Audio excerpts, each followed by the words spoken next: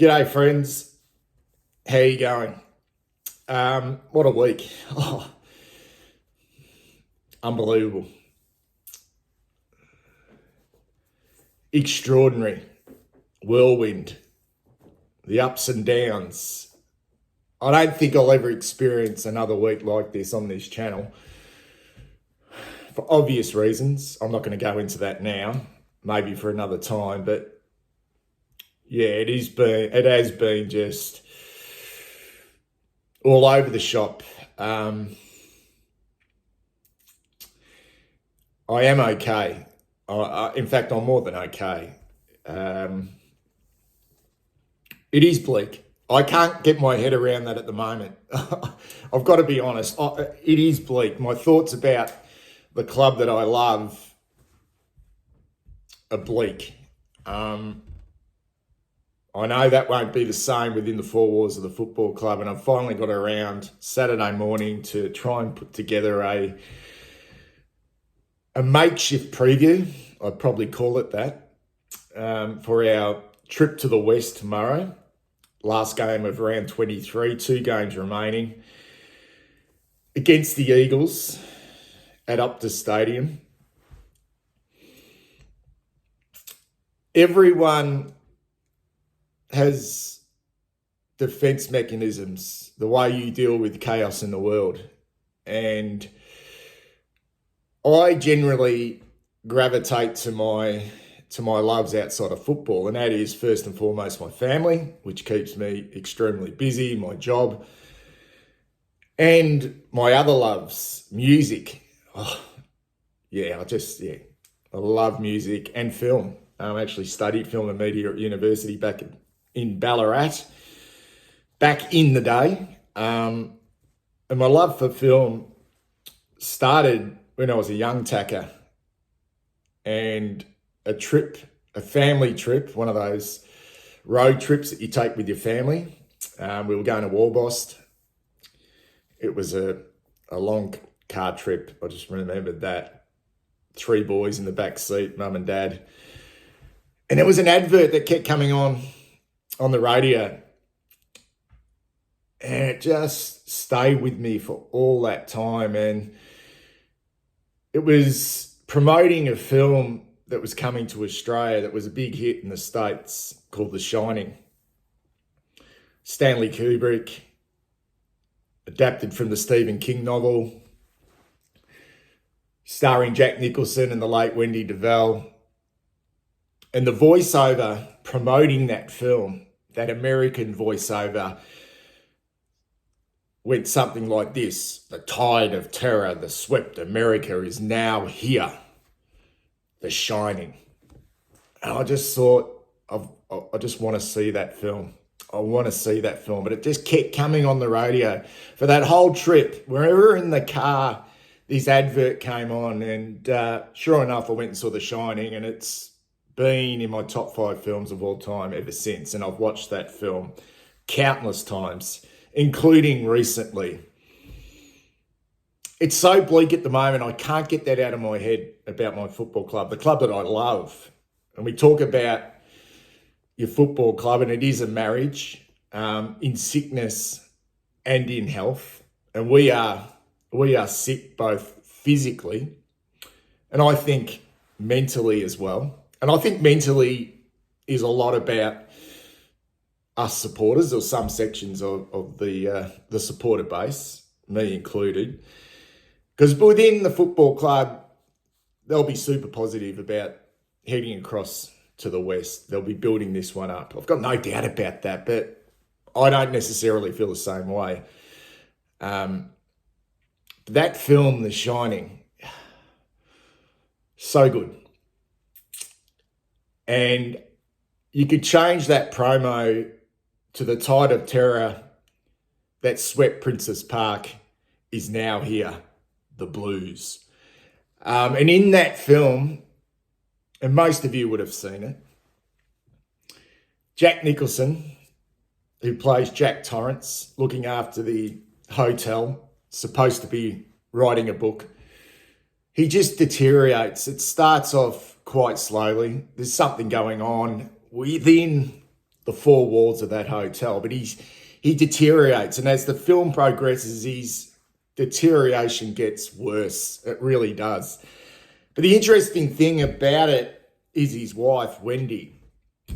She sees the deterioration a little bit like us as supporters. We see it, similar to our football club. We've seen it over the last 6 to 7 weeks, but we're sort of hanging on.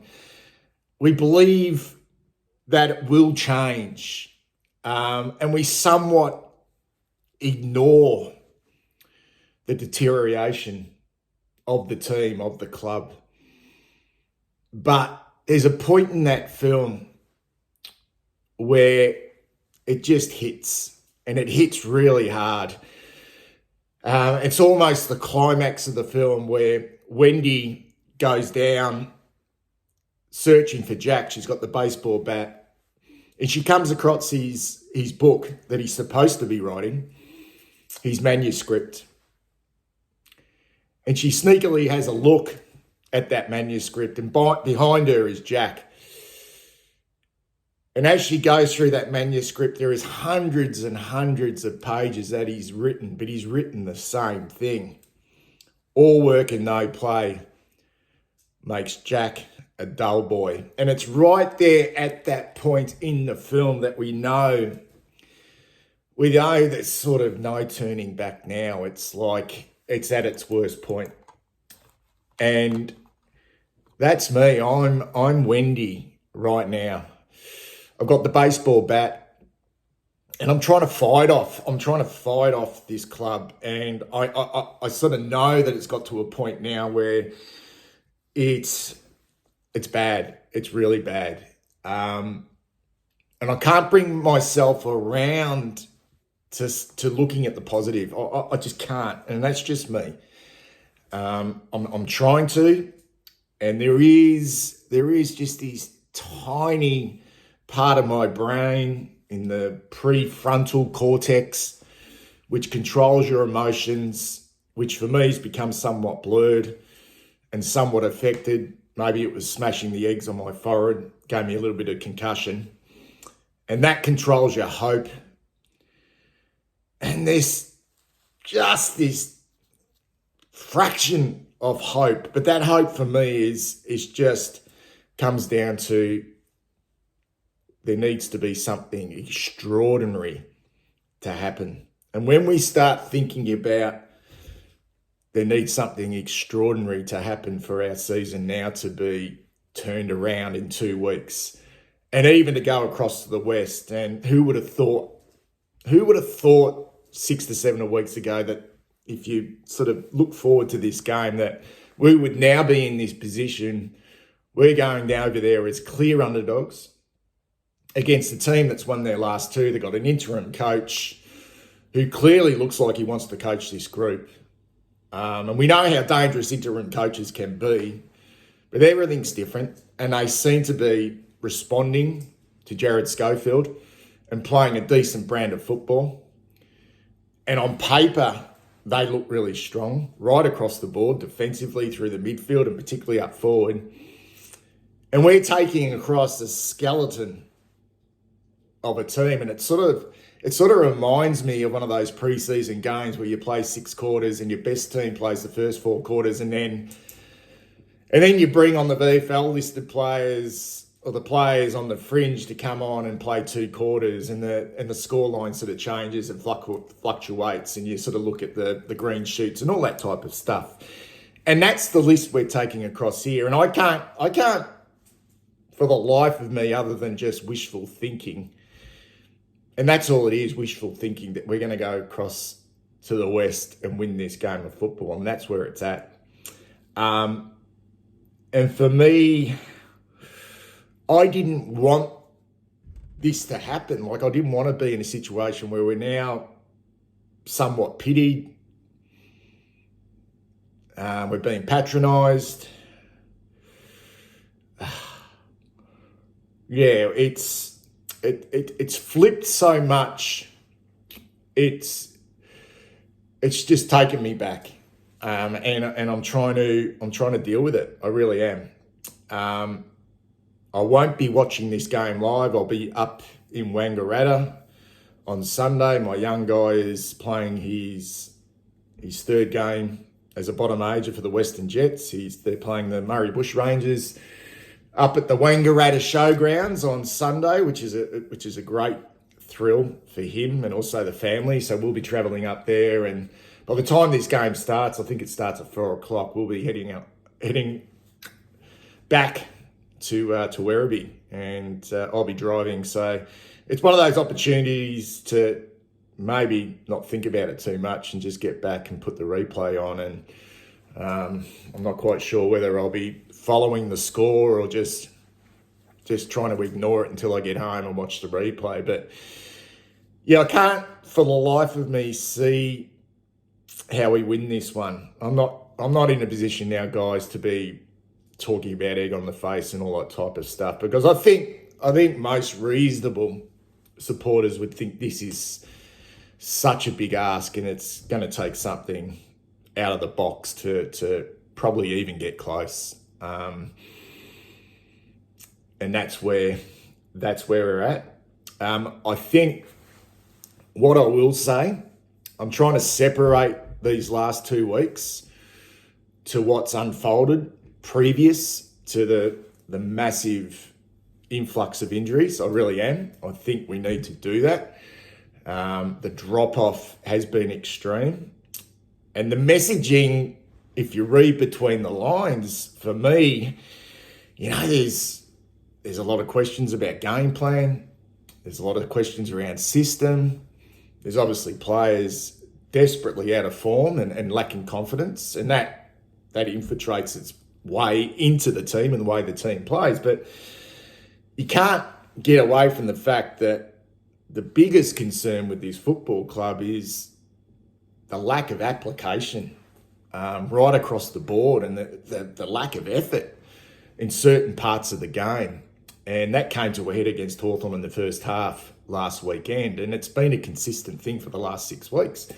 And when you hear the players talk about, that's not us, that's not what we stand for, well, yeah, it is us. And this is something which is not new for this team. I mean, it was only last year, mid-season, that this actual group, went away and had some hard and honest conversations about who they are and what they wanted to be. And really, when you think about it, if it wasn't so late in the year, they probably would have done the same thing. And we seem to go around in circles, don't we, in regards to this team and this club. We always come back to this point. We can just never seem to get it right. And when you have someone like Josh Weddle, young player, being honest in an interview, and the perception outside of our club from opposition clubs, and they question our work rate, they question our application. Do we run out games? Are we able to lift when it gets tough? Can we absorb pressure? Can we defend for long enough? Are we prepared to defend?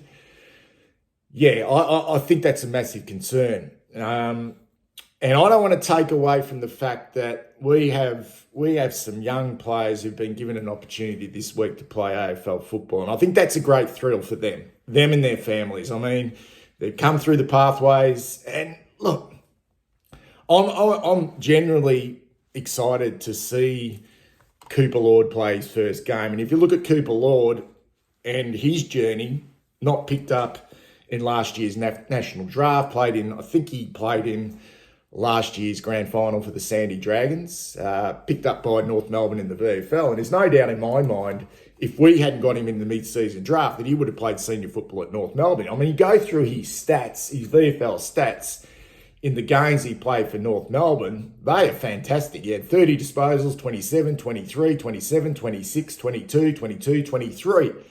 I mean, he would have played senior football at North Melbourne if he was on their list. And he's continued that form. I think he's probably the only one out of the blokes that have come in that would have got an opportunity even if we were somewhat at full strength. But to ask someone like Ashton Moore to come in, and I know Michael Voss has said that all we want Ashton Moore to do is to play his role, but look, the kid's kicked 12 goals, 7 from 17 games in the VFL. I don't want to take away from him because he's still young, he's still learning, he's still got a lot to learn, but to expect for him to go across in this game and to pull something out of his ass, it feels ludicrous. It really does. And even Jackson Binns, I mean, wasn't that long ago that Jackson Binns had 47 disposals to kick 3 goals in the VFL and wasn't even considered to come into this team. Wasn't even considered. All the talk has been around the fact that he's not ready. He's just not ready. But suddenly now he's needed. Like, he's needed. Now, I hope he actually goes out there and says, fuck you, Vossi. All right? You need me now. I'm going to prove you bloody wrong. You've not believed me. You have not believed in me for one bloody second throughout the whole year where I've just performed. I've knocked the door down. That now suddenly you need me. That to me doesn't make a hell of a lot of sense. But I am looking forward to seeing these 3 boys go about their stuff. But looking at this team, man, like it just, I mean, where does the run come from in our back half? I know that's been a real concern of ours over the last 6 or 7 weeks, that rebound from defence. And you look at it, Brody Kemp, big, not really an offensive player. You're not going to get a lot of offensive sort of stuff out of Jacob Wiedering. Cowan's still finding his way, good defensively. Lewis Young comes in, gets another opportunity. Mitch McGovern, will he start forward? And Nick Newman's been out of form. I mean, he's been okay, but defensively been poor. So where does the run come from? I just can't see it in our back half in regards to the run, and they're going to be up against it. Well, I think if they're on, that is a crack forward line. Oscar Allen, Jack Darling, I know he's late in his career, but as the third tall with Waterman and Allen, and he's throwing Liam Ryan, the evergreen Jamie Cripps, and the real excitement machine in Tyrrell Dewar, who's got electric speed, that's a nightmare waiting to happen right there in front of you. And if this is a battle, which it usually is on the midfield, and I think both midfields are pretty even considering the form line of our midfield. I could see a situation where they could actually blow this game open. And if I'm in the car coming back from Wangaratta and I get that urge at halftime to go, let's just have a sneaky look at the scores, and I see a score line where West Coast Eagles are 8 goals up, I just won't be surprised. I would not be surprised at all to see West Coast Eagles blowing this game open really early. I really can't. Binns will play on a wing. Akers is honest as the day is long. You know what you're going to get from Patrick Cripps. And then our forward line. I mean, that is, I know they predicted there's going to be a bit of rain over in the west over the weekend, but that is a makeshift forward line. Matthew Kennedy, they've picked Elijah Hollins at centre forward. You can't see that happening. I mean, surely McGovern goes forward. I mean, there was an opportunity to play Harry Lemming. His form's been okay in the VFL. And their back line is probably still their weakness, the West Coast Eagles, without Tom Barras down there. But Jerry McGovern is nearly in career best form. And he controls that back half. And they will get a fair bit of run from the likes of Jaden Hunt. So how do we kick a winning score with that forward line? I'm really unsure. So I am somewhat fascinated to see the way we play. And I'm not just talking about the effort and application which has been down, but also the system. because we've been used to kicking the ball long inside forward 50 to our two big targets in Harry and Charlie. So they're not going to be there. Maybe this time around it plays into our hands. I'm not quite sure. So I'm going to leave it at that, guys. I'm going to leave it at that and see how it unfolds. I know I've painted a pretty bleak picture, but I think that the time to reflect for me will come in 2 weeks' time. It really would, and reflect really hard on what's happened this season. That's the way I'm seeing it at the moment. But given the fact that we have some young kids debuting, there is a tiny part of me, as I said, in that part of the brain, which is keeping me somewhat interested. Take care. See you in the review.